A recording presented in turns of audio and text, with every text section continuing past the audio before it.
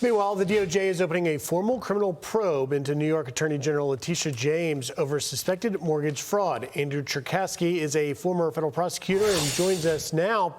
And Andrew, James is saying basically that the law is on her side. Listen here. We're ready.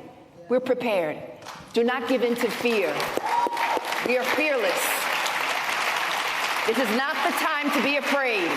This is a time to stand up and fight back and to resist any temptation for them to divide us. We're in this together. The rule of law is on our side. But a grand jury in the Eastern District of Virginia disagrees. Andrew, how much trouble is she in?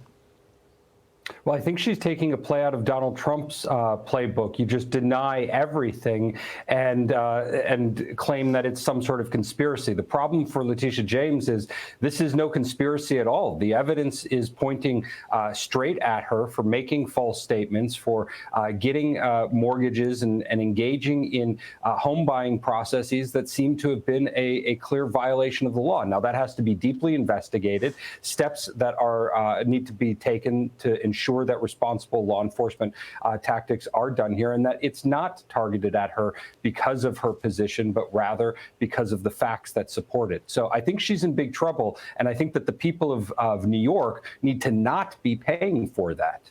Unpack, if you will, so our viewers understand exactly what it is that she did wrong with this property, it appears, in Virginia in order to obtain a more favorable loan.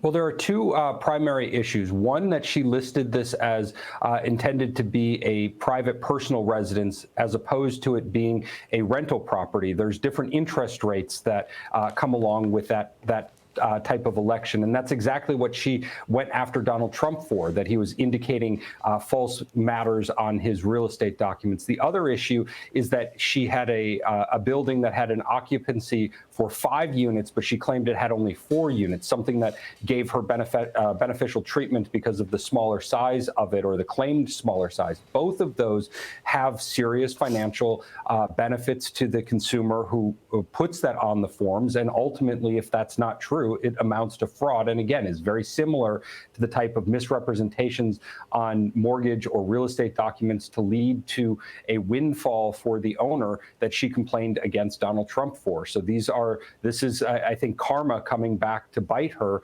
and maybe is why she knew to look into Donald Trump in the first place. Well, and as you point out, you're raising the issue of karma. She was, of course, the lead prosecutor that went after President Trump, and now is having to appeal for paying millions of dollars. But at the end of the day, the last 10 seconds or so I've got with you, does this go to trial or is this plead out? Well, I think that this is something that will ruin her reputation. If the evidence supports it and it's solid there, then as it looks right now, this needs to go to trial and she needs criminal culpability. All right, Andrew Cherkasky, thank you for joining us on a busy news day. Have a great weekend. Thank you, Griff. I'm Steve Ducey. I'm Brian Kilmeade. And I'm Ainsley Earhart. And click here to subscribe to the Fox News YouTube page to catch our hottest interviews and most compelling analysis.